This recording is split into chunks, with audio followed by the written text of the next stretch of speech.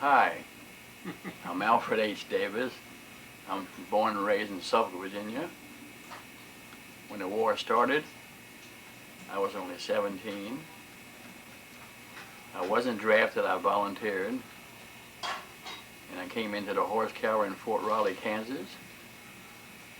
Stayed there for 6 months and did my basic training. What month and year did you join? Do you remember, Pete?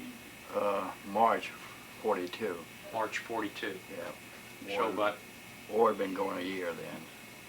no, December 7th, 41. That's right. So it'd been going about 4 months. Yeah. Oh, you're right. About 4 months.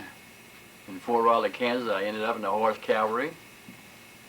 But me and the horses didn't get along together, so I got put in the mechanized cavalry.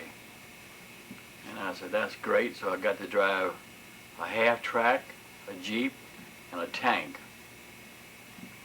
And after our maneuvers were over, we all went to Fort Ord, California. And from there, we joined the 7th Infantry Division and went to Aleutian Islands and took the island of Kisker and what was the other one? Oh, Attu. So the Japanese were occupying those two islands in the Aleutian chain. And our company was the first to take an island back from the Japanese. No kidding. Because Attu and Kisker was the first hit after things got going. And then we came down to Hawaii and stayed there for about 4 or 5 months and took ranger training. Of course, we had a hunch we were going to China. I said that would be great. But things turned, and we went to the our first big operation in the Pacific was Kwajalein, out in the Pacific. Not much of an island, is it? No, it was like 2 islands. We had to take one, and that was kind of devastating on account of the Japs had killed quite a few airborne troops and cut them up for food, and that was kind of horrible. Now, at this point, what's your job and your rank during the invasion of Kwajalein? I was a corporal then, and I was a mortar man. Had an 81 millimeter mortar, and of course I was when they had the classes and all like that in the school, I was the best in the group. So that's why they put me in for 81 mortar. That was a big mortar. Now remember, after we got on the island, the Japs got on the ship and was trying to get away to the next island, and my platoon sergeant said, called me Dingbat, said, Dingbat, get that ship. I said, hot dog. So I pulled the increments on ran the mortar around and dropped it in the case, and we're all watching and watching, and all we could hear was bang right in front of us. It went right up and come right down in front of us. Oh, you're kidding. Yeah, like to kill us all. I said, great going, Dingbat. But I did come close with the mortar. Anyway, we lost quite a few people in that operation on account of Japs were hid underground. And as we were maneuvering past, they'd come up behind us in manholes, and most all of our guys were shot in the back. And so that was pretty bad. So we finished there and started back to Hawaii. Did you go on to Kwajalein in a landing craft, an LST? No, we landed in Kwajalein on a submarine. Oh, is that right? Yeah, 10-man rubber boats. Wow, there wasn't very many of you then. No, there was like 28 of us. 28 of you Yeah. invaded Kwajalein? Yeah. No, well, landed first. Oh, landed first. Yeah, landed first, and then the infantry come and took over. How many of the 28 made it off? Oh, I'd say about 15. We lost quite a few shot in the back. And I was pretty lucky. Just being a mortar man, I stayed behind. And then the operation was over.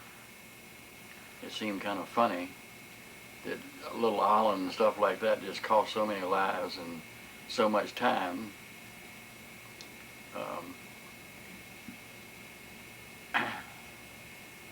Then we went back to Hawaii and started maneuvers again. And we didn't know where we were going. Of course, we had rumors that we were going to the Philippines, but we didn't. We went to a little island, Johnson Island, out in the Pacific. And there we met quite a few divisions and guys with dog patrols and airborne, all like that. We stayed there, and orders came through to go to the Philippines. But before that, we went from Kwajalein back to Hawaii, and there my whole unit.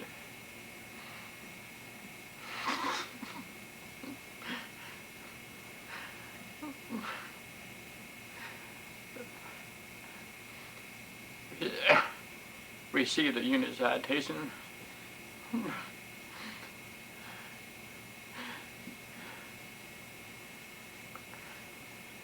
from President Roosevelt.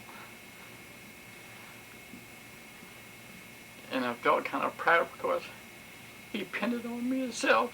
Wow.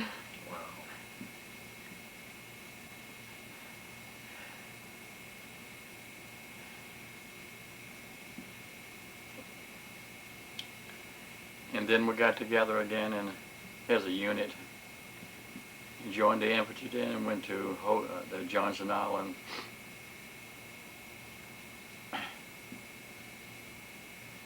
And orders came through that we would go to the Philippines.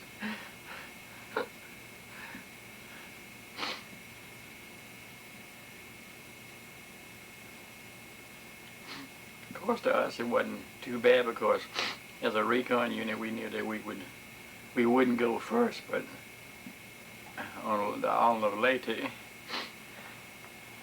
we landed first and had to take a little town called Dulod, which was right on the beach, and the Japs pinned us down for 2 days.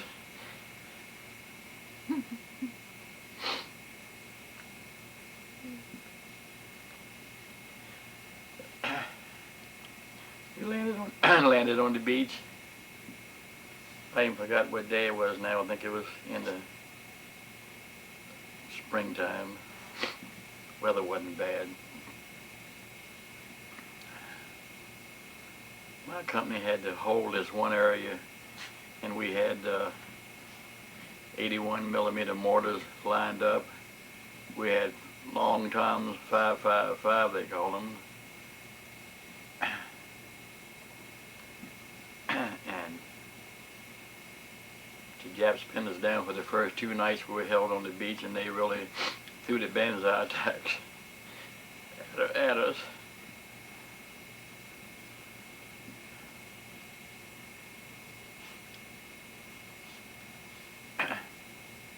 Then after the second day, we got some reinforcements.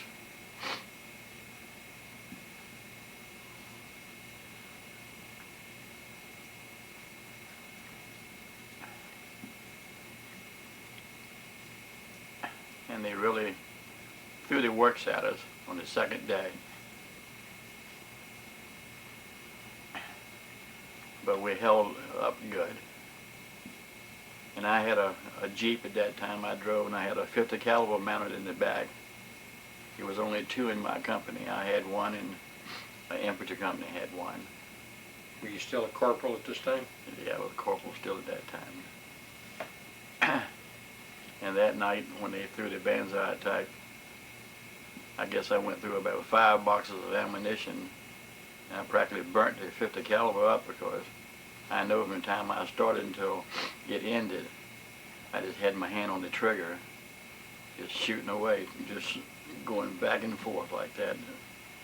And I remember once the Japs really got close, and right beside me was a long tom. It was a long tom 55. The barrel was about from halfway from here to that wall, and we were firing so fast the ammunition was going off every 3 seconds. And so it was something that I'd never witnessed in my life. And I said, well, we got to do it. We might as well do it the best way we can. So everybody was just letting go. In the morning we cleared away and we looked out, and all you could see was hundreds and hundreds of Japanese.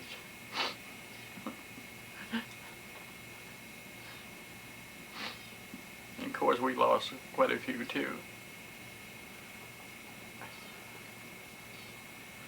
And we finally settled down, and my company was assigned to take General MacArthur from this side of the island to the other side where the PT boats were. And we took him across the mountain over to a little town called Bai Bai. And it's where the PT boats was. And if you see some of the pictures like PT 109, it was filmed right there.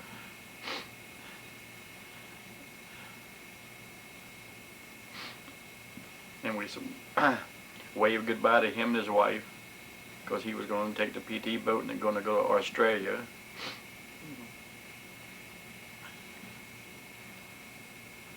And then we kind of cleared that island out.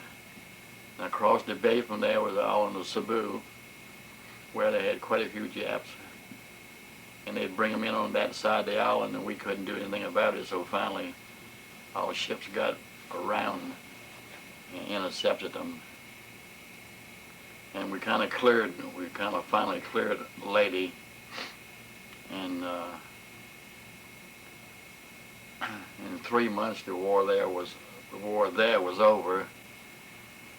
And we were settling down, and then all of a sudden, the Japs started coming in more and more, and had the second battle of the Philippines. And we had to maneuver quite a bit. But we finally took the island back again. And then we all landed on our boats, and they took us out in the ocean there, and we all got on our ships. And our next order was Japan. And it really kind of worried a lot of us, because we knew we hit Japan, every living soul was to be against us. But thank goodness orders came through, and we hit Okinawa instead on April the 1st, 1945.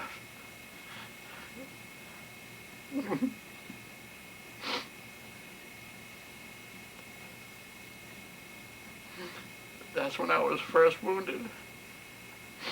A Japanese plane crashed into our hole. And we're just lucky I was on top side instead of being down in our hole. I'd have been dead, because he blew up in our hole, destroyed half of our Jeeps and armored cars and things like that. And then we were waiting to land on the LSM to go into shore, and there was a LSM already at the shore trying to blow up the coral reef so we could get in. And one of our ships next to us opened fire.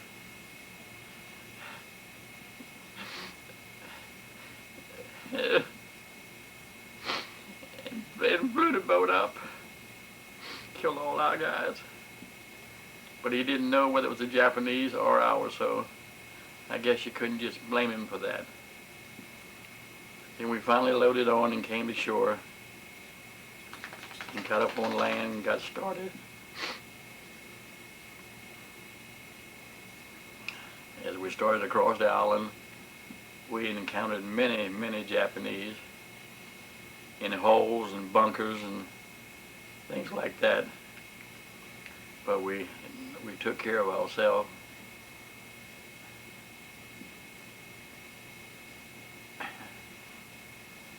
Then down on one side of the island, on the far side of the island, is where the Japanese had their artillery school, led by Germans.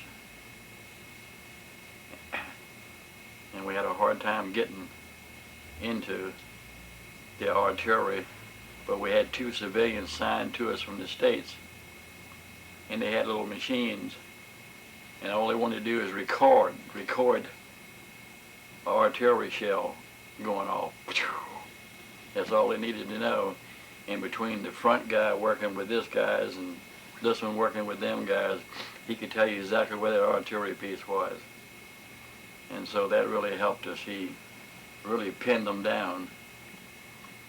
And my first patrol was kind of up in the hills, and I was driving a half-track, and the half-track had a 50 mounted over my head, and the back had 2 30s and a 50, and the whole bed of the half-track was mounted with ammunition.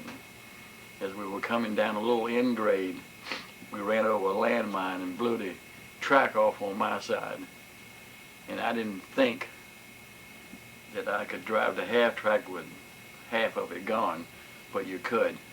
On the bogies, you could drive on them. And then the Japanese had us crisscrossed in a fire.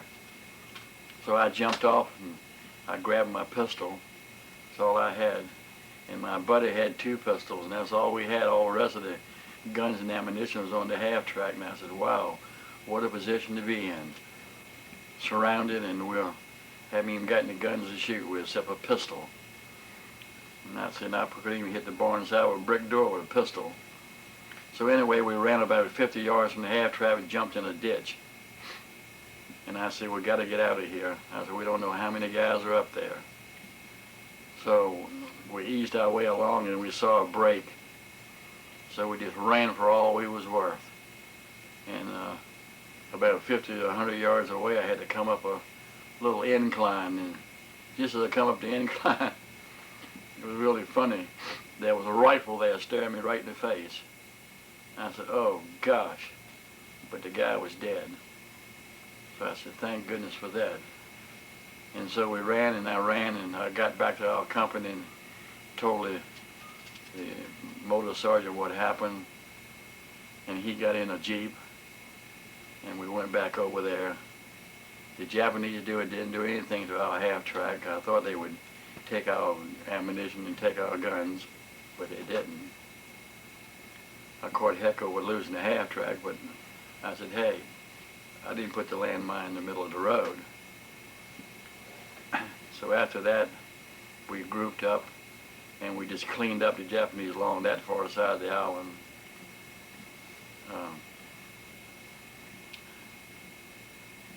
Then we had orders to come down to the far end of the island where the cliffs were, because the civilians, the women and children and all that, were jumping off the cliff, killing themselves.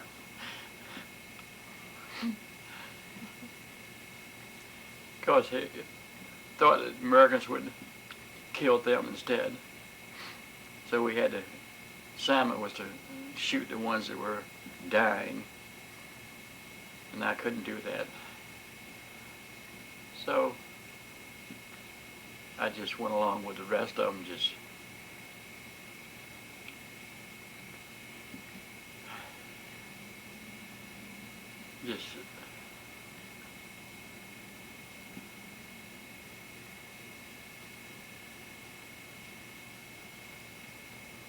well, that lasted about a day. End of the day, we had most of them dead, because they had one guy, he would just trigger happy. His father sent him 245s.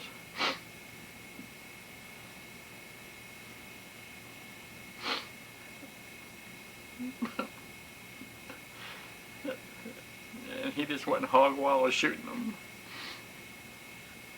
I don't know how he could do that, but he did.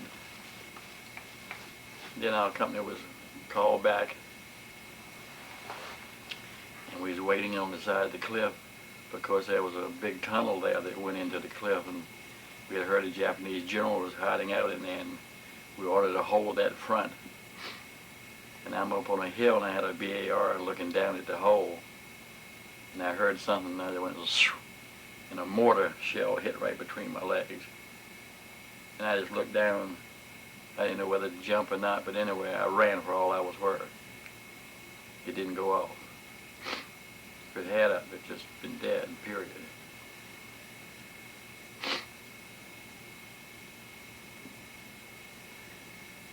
Then we was called back to a holding area, and we was watching a movie with Van Johnson, and I was driving an armored car at that time where the front of it came down like that, and I'm leaning underneath of it, and word came through that the war was over.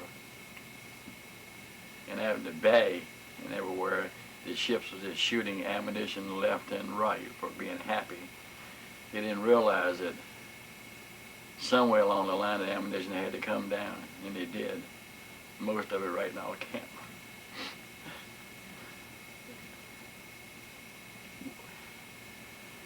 We lost about 6 guys that night just watching a movie instead of fighting for our country.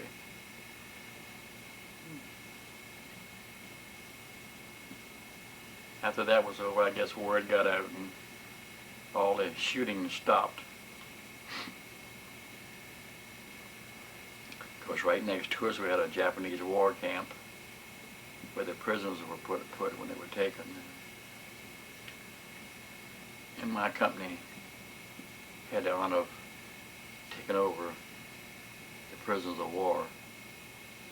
It was really horrible because the doctors for the Japanese were just not like real. They were just guys who had arms half blown off, and they had to have the rest of it taken off.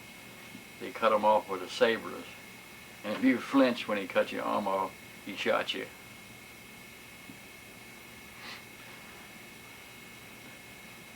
I said, well, I guess that was the best way to go, since they believed in death anyway.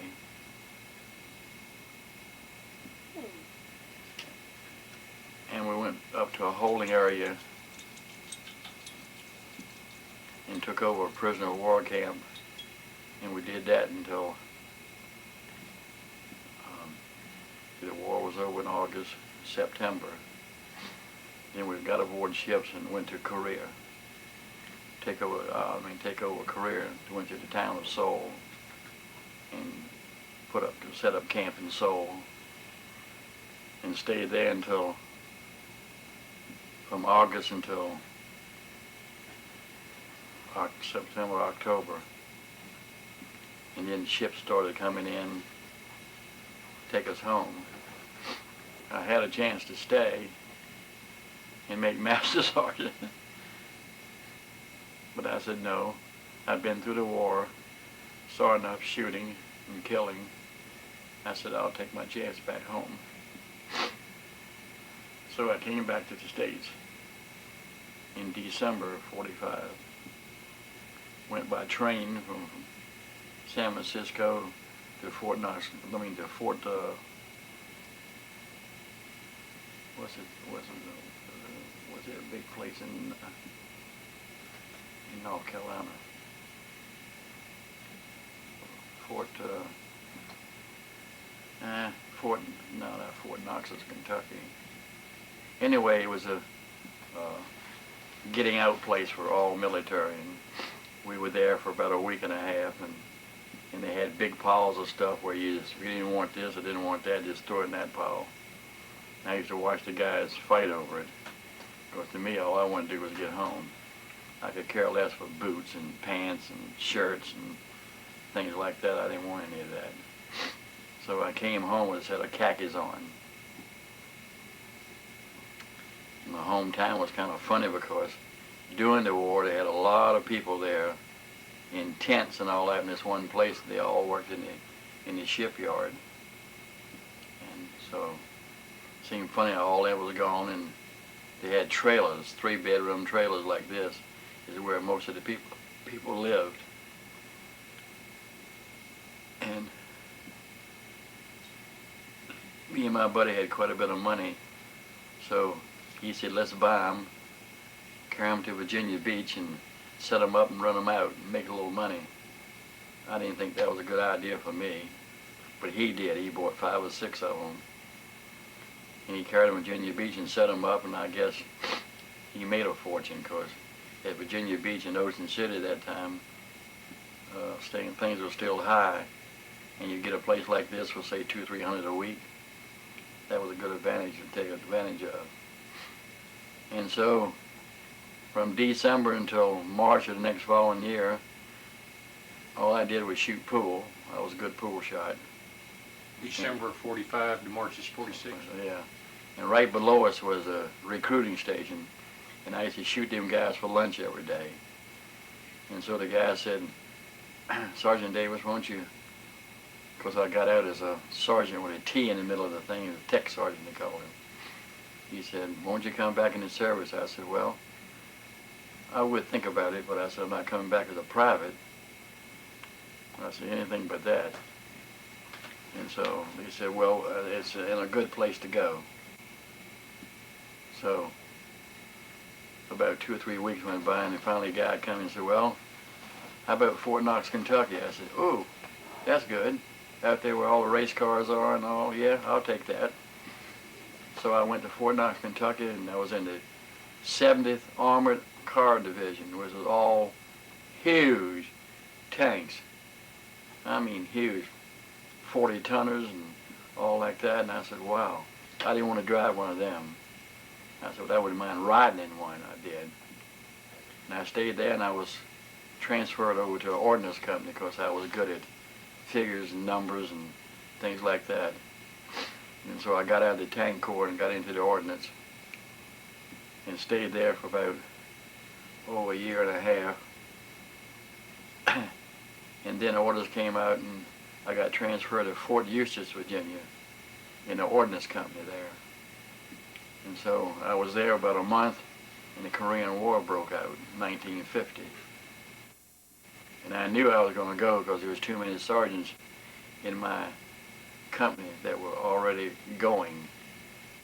So I just made up my mind, if I go, I go. But I didn't go. During that time, I had to re-enlist.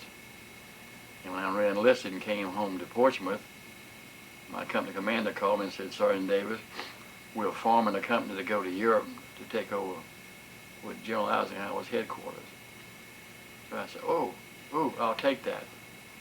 So when I came back to camp, I had to cut my leave short. Came back to camp, I went into a room. Lucky I went in the right room for a car company, 22nd Car Company. And I went and had an interview with the captain and all like that. So he said, okay, you're now in that company. So I just waited to go. And my company went. And it took us, I think, 10 days by ship from where we were going, New York, I think we got on. And 10 days across. And during that 10 days, was kind of really interesting because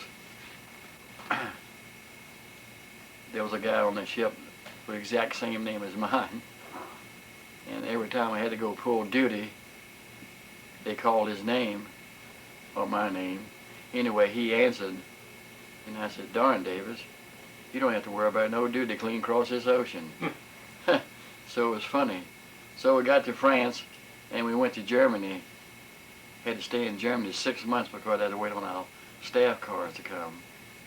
It was really funny the day it came. They all came in on rail cars, and none of the cars had keys.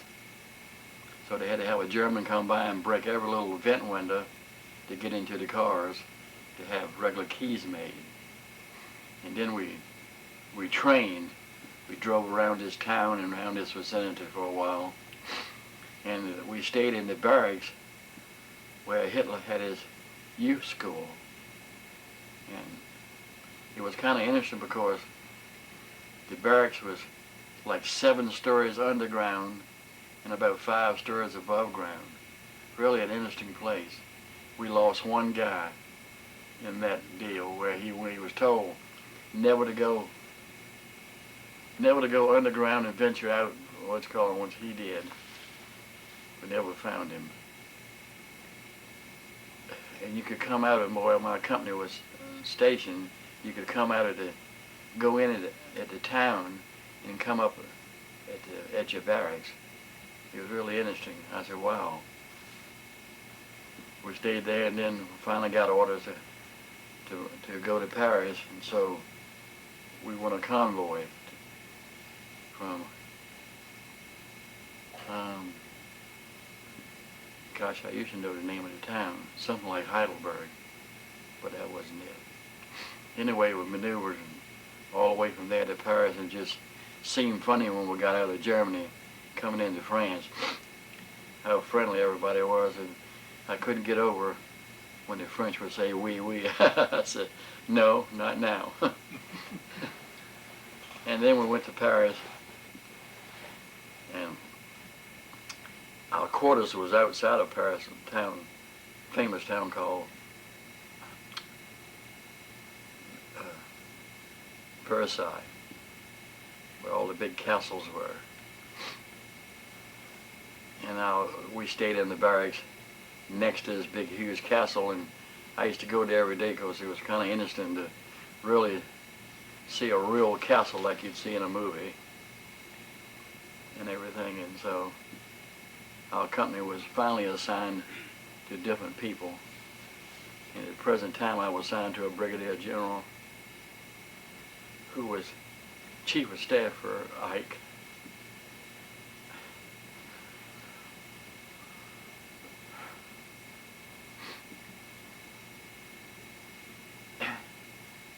He's a very interesting general. He was one of the few generals that didn't get reduced during World War I back to a colonel, stayed a general. He made his rank in the Black Forest.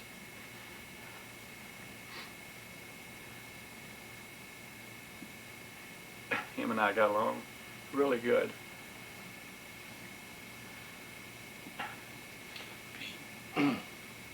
Pete, let's stop right here. This is the second videotape session we have with Pete. In the first session we were doing, Pete was remembering his days in World War II in the Pacific Theater. And Pete, before we pick up where you left off last night, I wondered if you might go through your decorations and how you earned them. If I recall, you have at least 2 Purple Hearts and a Bronze Star, and that Presidential Commendation that you talked about. Presidential Commendation, which was pinned on me by President Roosevelt. Right. My whole company, the whole company had to get the citation, and that was in Hawaii in 1943, I believe, because we come back from one operation. We got it for being in that operation. Was that Kwajalein? Yeah. And because our company took one island, we weren't even supposed to take nothing, but we landed and we had to fight, so we took that one island. And I was kind of surprised because we landed from a sub 1 mile at sea in 10-man rubber boats. And as we were paddling towards shore, one of the guys said, "Look at that. Look at all the artillery pointed right at us." And they had like 40 millimeters. That's not too big. It was not small either. It was right at us, but no one was manning them, thank goodness. So we got to shore okay. I was sweating that out. And I said, boy, because I couldn't swim. And I said, boy, this would be a heck of a way to die by drowning. You joined the Army, not the Navy. You didn't expect that. That's right. I didn't expect all of that. But that was just one of the deals. The first Purple Heart I got on the ship when a suicide plane crashed into our hull, blew up everything, and knocked me up against a boat and skint my knees all up real bad. And the second Purple Heart, Now you were actually on a troop ship when the kamikaze hit? Right, on a troop ship, and it was really it was the first time the captain didn't make us go below. Usually it made us go below, but that time that we were in the middle of so many ships, battle wagons, cruisers, and light cruisers and destroyers, that I guess he figured they couldn't get to us. But they didn't stop and realize on a battleship or on any other kind of ship, guns can't come down like that. Right. They can only come down to a certain level. so you can fly under that, which this one guy was. It was a torpedo plane.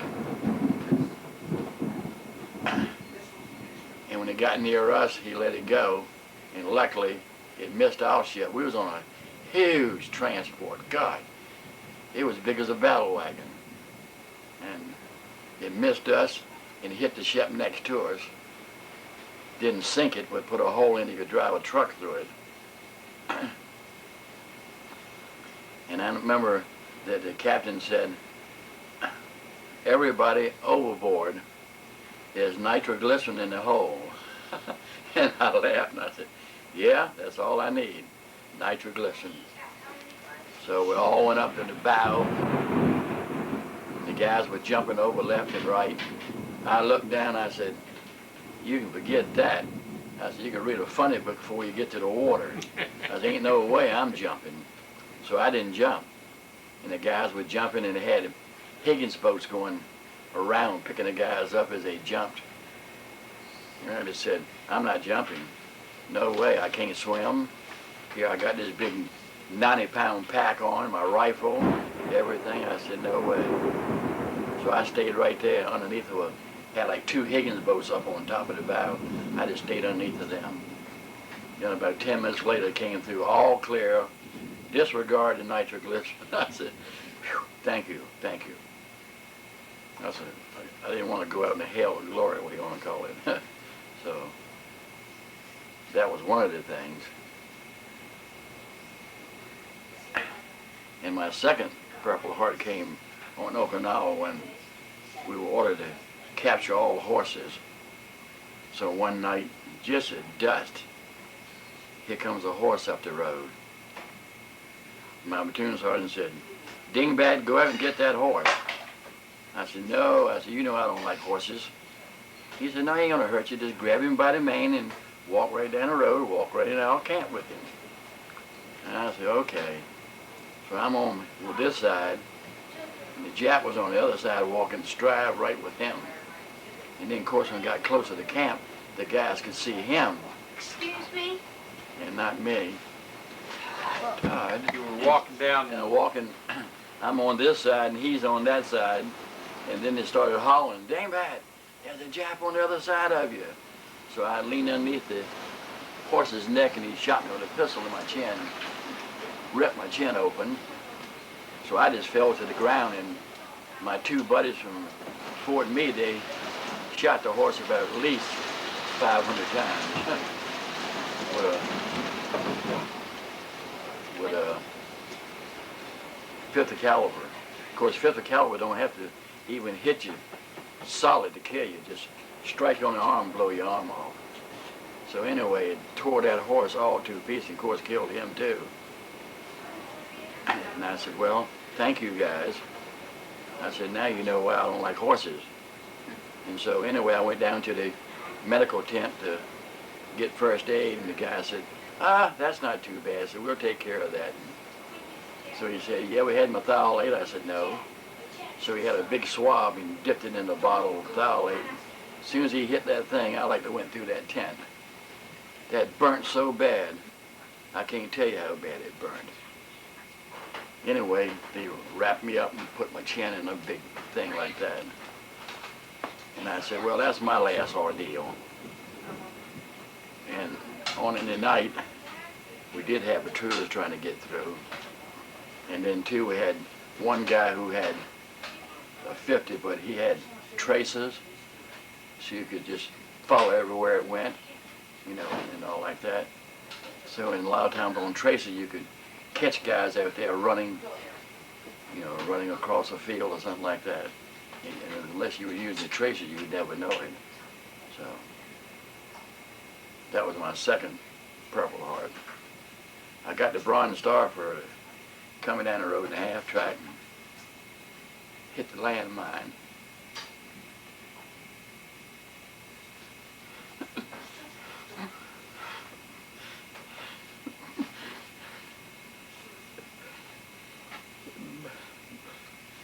It blew the track off, and the half track kind of tilted, and I knew we had to get out of there.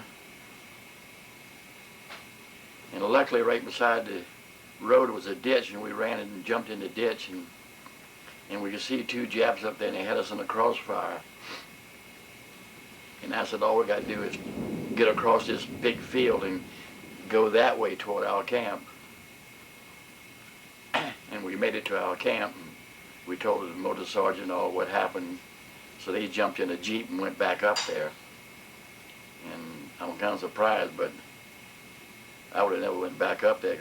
Instead of 2 Japs, could have been 10 Japs up there. And they had us in a crossfire. And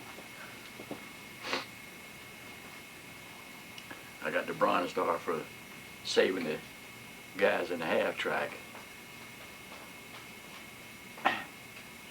And I guess for just whatever they called it. I was up for the Silver Star, and that fell through, so I didn't feel too bad about that. Although I'd like to have that because other than the commercial,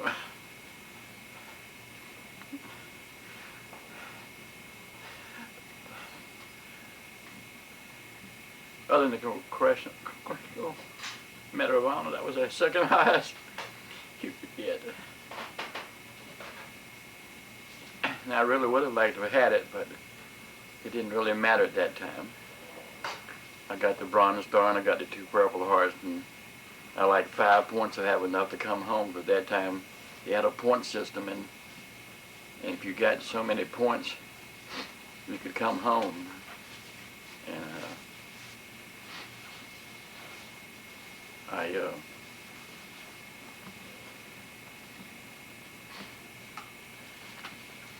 I told the captain that whatever he thought was right. If you want to write me up with the Silver Star, write me up. If not, okay. Of course, there was a lot of times that our whole company could have gotten medals like mad for the heroic deeds we did saving other guys. Because it was a recon unit and we were in the fight. We had stocking caps and combat boots. And most of us had machine guns, BARs. And we had one guy had a 03. I don't know where he got that at. A British 03? Yeah. Because the 03 you had to cock it like that and pull it back to put the shell in.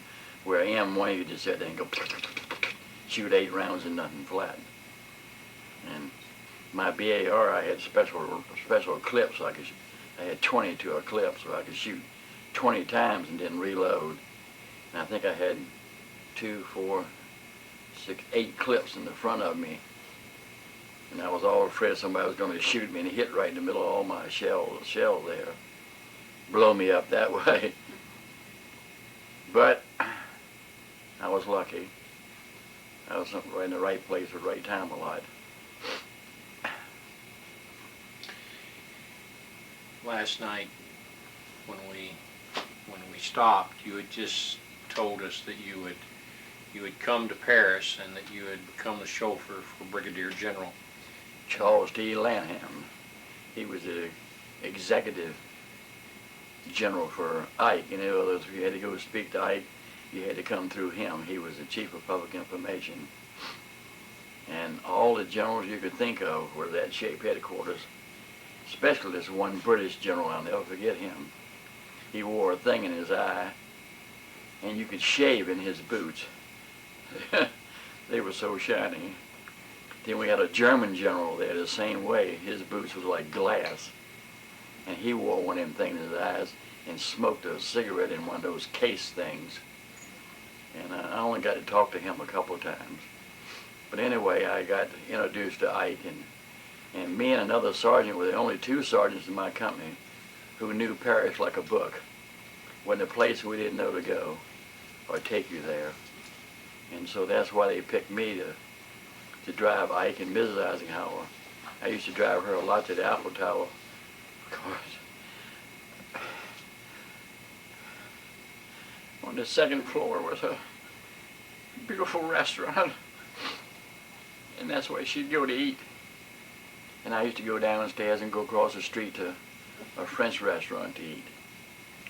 And they'd be there a couple hours, and then I'd take her wherever she had to go. And then a lot of time Ike had to go to different places, to Orly Airfield and to Le Bourget, and I'd take him out there.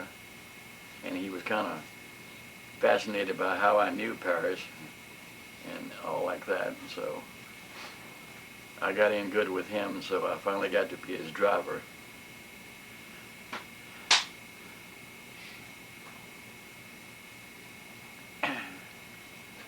What kind of a man was Ike to you? Ike was really good. When he got into the car, a lot of times he wouldn't even get in the back. He'd just throw his hat and cane in the back, and he'd jump up front. And that's how the kind of guy he was. And and then I had to drive for General Biddle. He was a brigadier general. He was the, what do you call it? He was,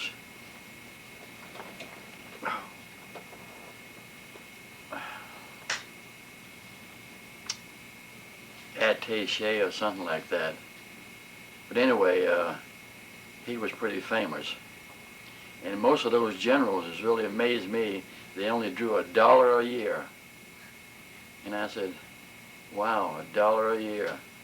I said, I couldn't even live on $1 a year. But then they had other stuff. And General Biddle was really neat. He'd always ride up front and sit there and shoot the breeze with you. And then when all the dignitaries come, when Ms. Anna Rosenberg came from the States, she was Assistant Secretary of Defense, I had to drive her. She was funny. She was a kind of a short lady and really funny. My worst driver was Omar Bradley. He was so scared in Paris. Like, watch this, watch that, look out for that. I said, sir, I've been driving here 3 years now. I said, I drive exactly like the French. They step out there, I'll run over them. And so then some other famous people came up.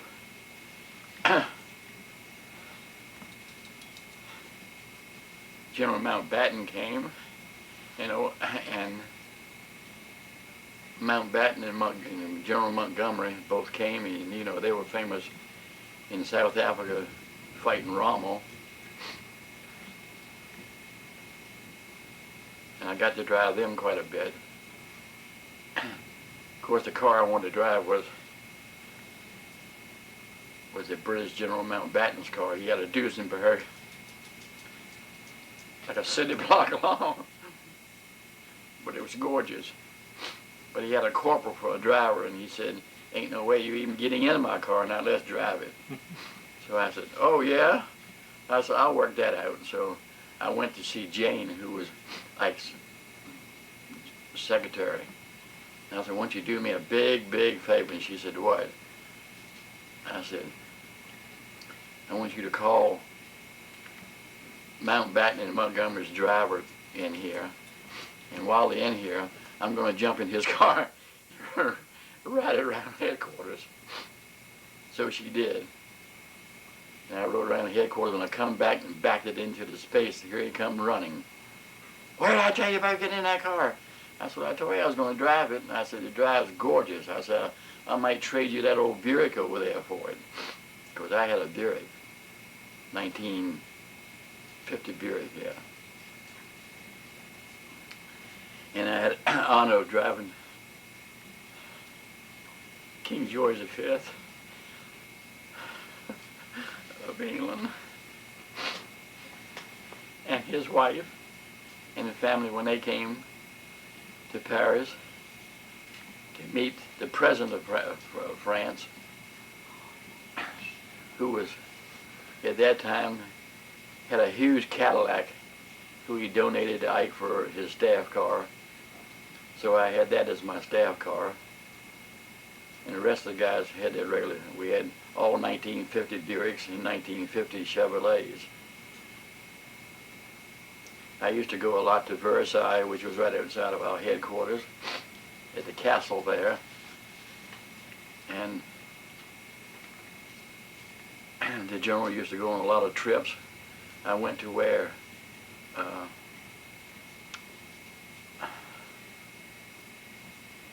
what was this general now that got killed in a Jeep accident? Patton. Patton.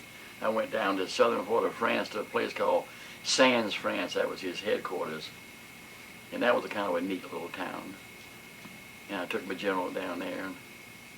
Then I used to take a lot of them all different places in Paris because they had meetings. But then one time, I remember we had a meeting of all the generals in Europe.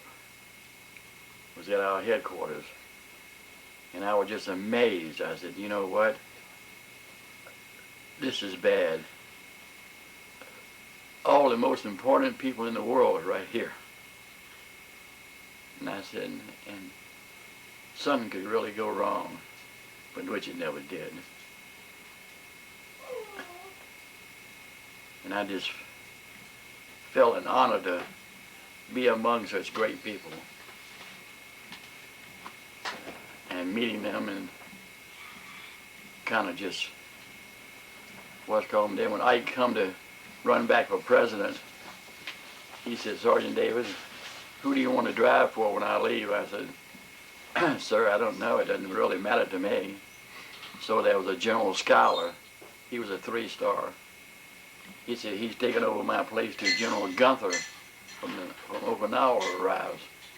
So you can take to that. So I was signed to General Schuyler until General Gunther got there. And he was nothing like, the French didn't like him either. And so I said, well, I guess my time is over. So it's time to come home. They assigned me to another 3-star general. And the general said, do you want to stay here or what? I said, yeah, I might as well. Then my buddy said, let's go back to the States. Because you go back to the States, you go to a company, and you go to a, what is it? Like Fort Knox or somewhere like that, and you drive the commanding general of the post. So you would be still right at home, you know. And I said, okay. And then this other guy said, you're crazy. I wouldn't stay here. All you're doing is making money and not doing nothing. I said, let's go back to the States and have some fun. So I said, well, I'll let you know. Well, during that time, he had applied for the job that was supposed to be mine. And I didn't know that he did that. And he got it. So they told me that I had lost my job. So I said, okay, I'll go back to the States. So during all that time,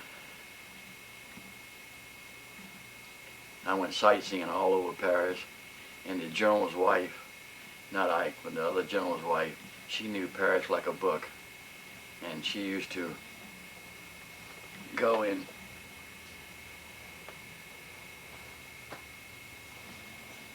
take me places where Marie Antoinette, oh yeah, the restaurant I used to go to all the time, every weekend. And I'd sit in Marie Antoinette's seat this Saturday, and Sunday I'd sit in Napoleon's. They had 2 seats there for them too. And I don't know whether you had to be somebody special to do that or not, but I just thought that was amazing. Here, Marie Antoinette and Napoleon, and here I'm sitting in their seat eating. And then I went to a show, went to the Follies, that was great. Then I went to a show where they had a girl who did the hula dance. And the faster she danced, the higher the water went. And so she tried to make the water hit the ceiling. It was really funny. One time she was like doing like 80 miles an hour.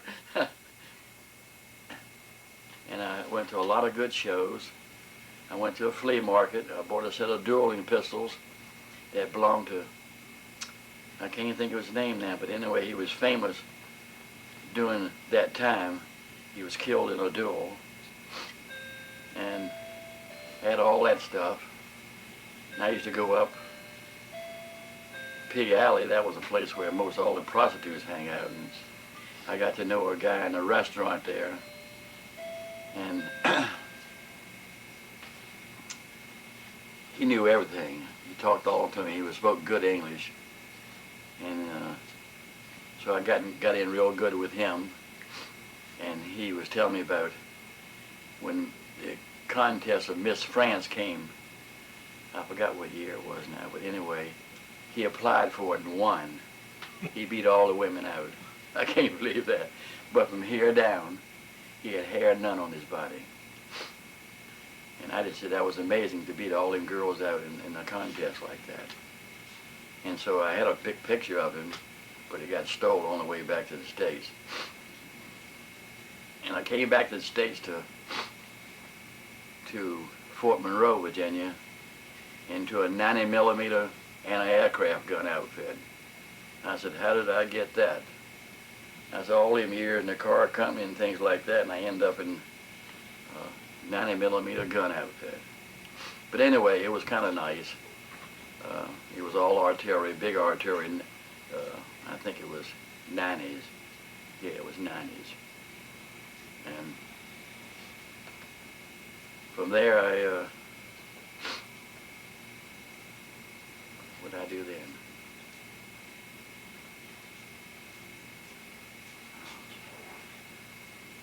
From there, I got transferred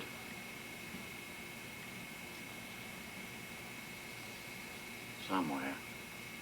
What year was it? To the Newport News. The missile field just started. Ajax missiles just started, and I got assigned to the Ajax missiles, and that about ends my military career until I retired at Fort Belvoir. What year did you come back to the States? Do you remember? Was that 54? Yes, a year after Ike did. Ike came back in '53 to run for president. Okay. Right. Did you have an experience on Thule, Greenland? Well, Thule, Greenland was very interesting. When you go in there by plane, you only can go in one way and come out one way. There's no going in one way and out the other. They have an ice cap there, must be about 30 or 40 miles long. And that goes across practically all of Greenland. And the ground up there is called permafrost. You could just go like that and you couldn't see yourself for 5 minutes for dust. We had trucks running all day long, day and night, to water the roadway down. And then they had big phases up there. When they had phase 1, no one could go anywhere because you couldn't move. Winds were 140 to 50 miles an hour, and it just, the snow part and all like that was just so bad. And they had a tour to go on the ice cap. They had built a complete city underneath the ice cap. And I wanted to go to that so bad. So they let a whole bunch of us go.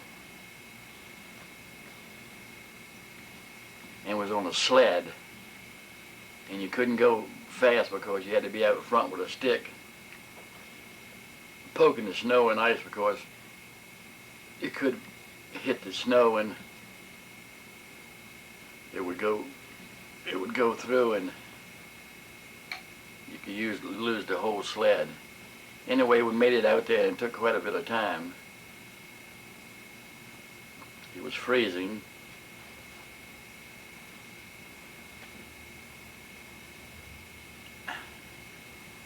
And also on the ice cap was where we had our ice survival. You had to go out there with a chainsaw to cut the ice into like blocks to make your place to sleep. And I remember I made my igloo pretty darn good. Wasn't perfect, but it kept the wind off of me. And the town underneath was fascinating. It had streets, it had street lights, they had stores, they had food, everything there. And, well, let's say it was all just underground. Also in Thule, Greenland, they had what they call BMUs, the world's largest antenna which covered the whole complete world. we used to go down to the radar section. You could sit there and we could watch the guys in Russia run for their planes. And then there was some master sergeant up there who built the world's tallest antenna, like for TV. And our TV up there was really great. I mean, it was like being in the studios. Never had commercials. Food was good. In every barracks we had a mess hall at the end where we were supplied with steaks and eggs and bacon and everything you could think of year round. What years were you in Thule, or when were you in Thule? I was in Thule in 58 and 59, and that's where I was baptized. Did you what kind of a job did you have in Thule? We had Ajax missiles up there. So you were still with I was missiles? still with the missile field then, and Ajax missiles. And that was pretty interesting because I figured as cold as it was up there, because sometimes it'd be 80 below at nighttime. In fact, when a phase come up, they said you could take a hammer and just hit yourself right in the face and break the hammer. I said, well, I ain't trying it, you know. And I got baptized there. In fact, the mess sergeant and half the mess crew were all Mormons. I didn't know that for a long time. And then when the icebreakers come in from New York, I forget what the name of the two ships were. They come up there and break up the ice so the ships could bring in supplies. And so anyway, me and another guy from Ogden, Utah, name was David Barker. He was our group leader. He said he'd baptize us. So we called up on the mountain where we got our water and find out it was any way they could heat the water. The guy said yes, but it'd take a couple of days. I said that's okay. So about 2 or 3 days went by, and I went down to the ordnance thing about getting ready for the tank, and they had a tank that you set bulldozer radiators in, which was as big as that rug. And so I said, well, you have a nice tank here. I said, but it's only one-sided. I said, time I go underwater, it'll overflow. So he said, well, we'll fix that. So we'll weld another sheet of steel around it. So he did.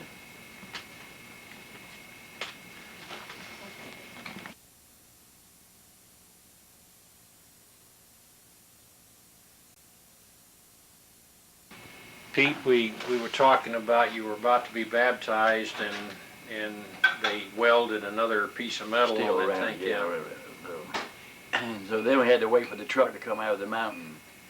The truck left the mountain, but halfway down, phase 1 came up. That means winds are over 100 and some miles an hour.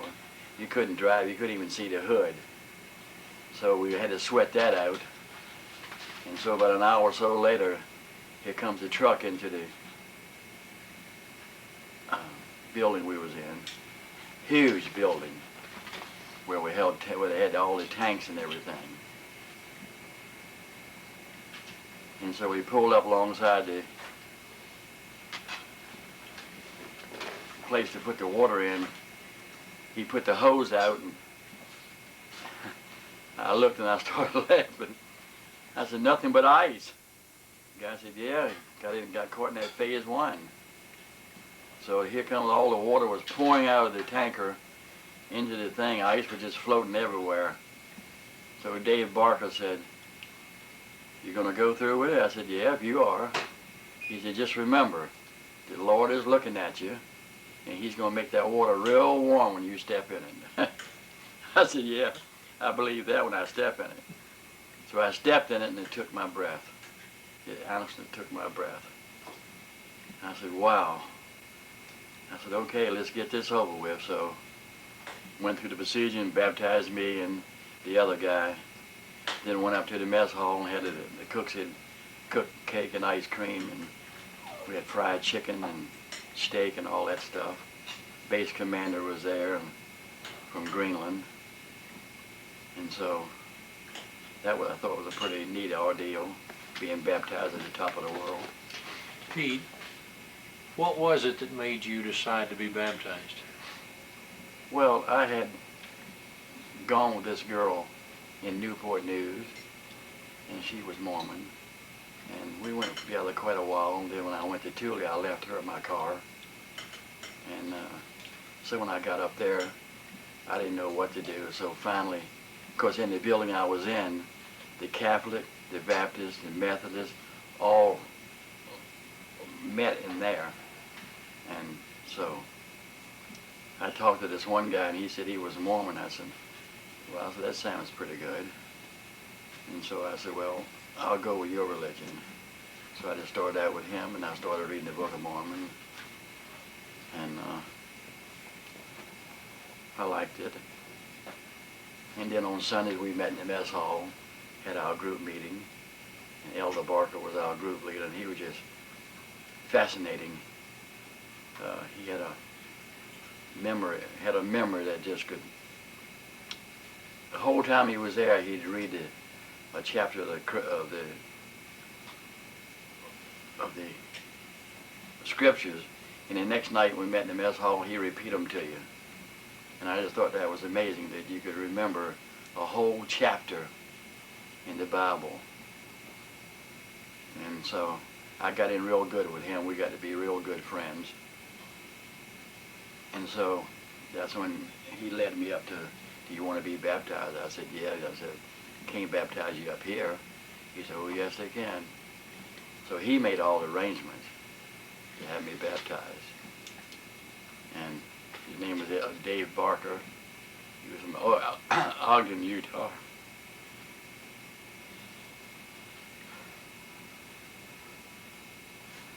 He didn't have any ears. Thought that was amazing, that he could do things with no ears. But he could. And we were the best friends. And so he got to come home before I did. But I haven't ever seen him since. And when I go out to see my daughter in Vegas, I always try to look him up, but I don't know how you'd look him up. I guess you could look him up by just Dave Barker in Ogden, Utah. Well, I think that you can go to the church membership section and ask them to look him up. That's true, because he's always been a member. So he would be a member even then. Were you and he the same age? No, I was about a year older than he was.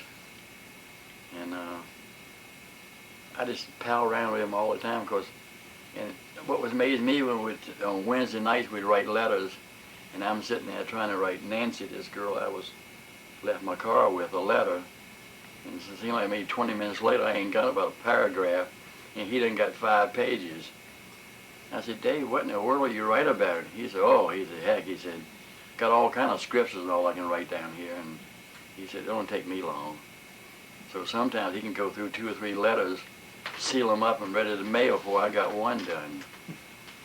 And so anyway, the guy who got baptized with me, he lived in Ogden, Utah, and his sister went to BYU.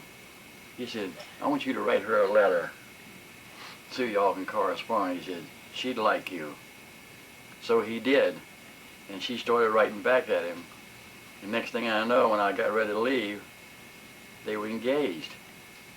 We had a beautiful PX up there and had everything you could think of in the PX. So he bought her a gorgeous set of rings and sent to her. And so when he got to come home, I said, well, Dave, maybe I'll see you sometimes. I was hoping I could see him because he was such a good friend. And he taught me so much about the Book of Mormon, about the scriptures. I guess that would help me a lot.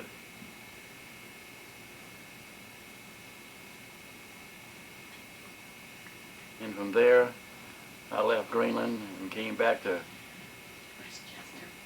Westchester, Pennsylvania, signed to missile outfit. And out on Route 3, I was out of Philly for quite a few years. And I went into town one time to go to church and had a hard time finding it, but I did find it. And that time I had gone and got me not a new car, but I think it was a 57 or 58 Cadillac, yellow with, I don't know, some kind of messed up top. And I started going to church, and in Joanne's church, you came in down below and you had to walk up a pretty good set of steps up to the landing where the where the chapel was. And the girls used to hang out over the railing and watch all the guys come in. Woo, look at that guy. Who's he? So I said, this ought to be interesting. So I went in and sat down. I don't even know where I sat now. I sat in the back, I think. And Joanne came in, and I asked the guy who that was, so he told me. He said, the whole family there has all got one name, Sledensky. I said, oh, really? Okay. And so after about maybe the second Sunday or so, I got to meet her. And we went to the show, went to the drive-in movie with her and her sister. That was good.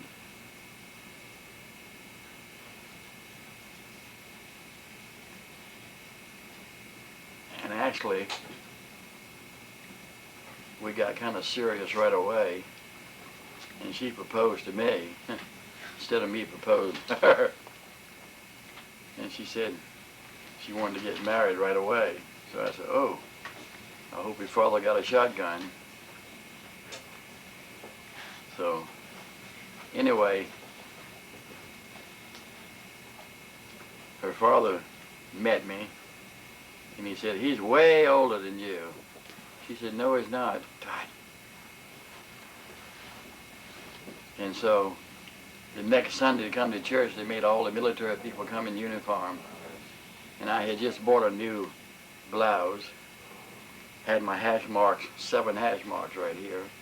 14 years? 14 years. And over here I had 6 hash marks for each one of them, being 6 months overseas during wartime. And then I had all my medals up here, all my ribbons, 4 rows of ribbons, and everything. So her father said something about being too old, something like that. She said, no, he's not.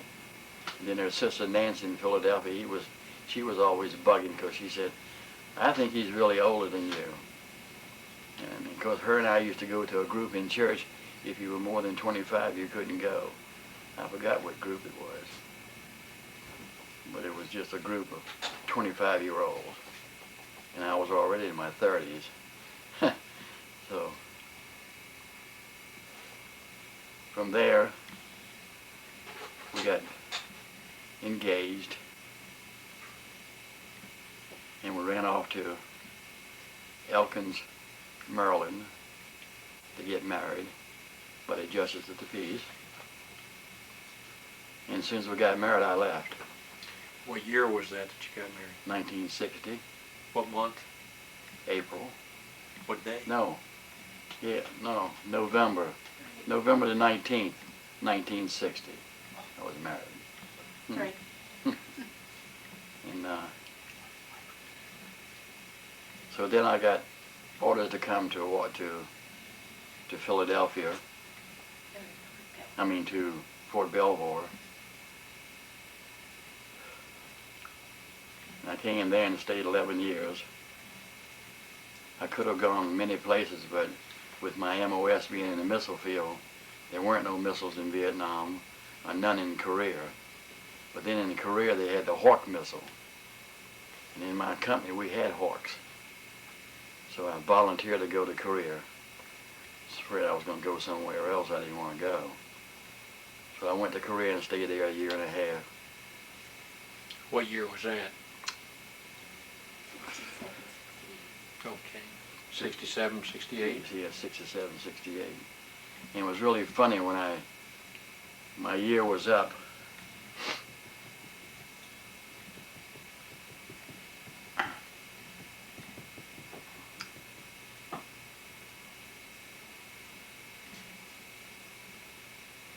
I didn't know where I was going to go. And every day on the bulletin board, orders came out for people going here and people going there. And I said, be my luck, I'll get Fort Belvoir again. And so when my month came to leave, I went out and sure enough, first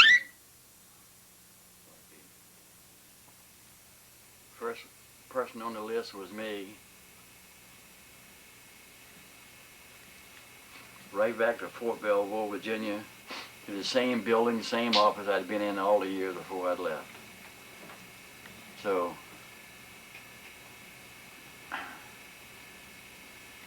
we came down here and we found an apartment on Route 1, Southern Manor Apartments. And we lived there for quite a few years.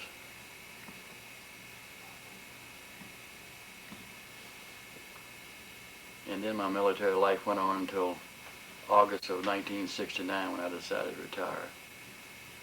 I was going to stay longer. Me and another sergeant was going to try to be the oldest sergeants in the Army. That didn't last, because I couldn't get used to coming to work and sit down in my chair and look at the clock to wait to say 5 o'clock to go back home. That wasn't my type. So I told him I'm giving it up. And he did too. So we gave it up. So you were in 27 years? 26 years. 26 years. Yeah. I would have been in more if I hadn't stayed out after World War II. I didn't enlist then. Because after the war was over, the guy asked you want to get in the reserve? I said, heck no. Because the guy behind me said, hey, you can get in the reserve. If anything happened, you're going to go before me. And I said, no, you ain't. I said, I ain't going nowhere anymore. So I lost 3 years of my military career right there, which wasn't a lot, I guess. And came back to my hometown in Suffolk. No, I did. Stayed with my grandmother for a few weeks. Went on down to Portsmouth where my mother lived. You're talking about when you came back from World War II. Right, World War II, yeah. And stayed with my mom and my grandparents. My grandfather naturally died the day the war started. My grandmother wasn't in good shape. So I just messed around doing nothing.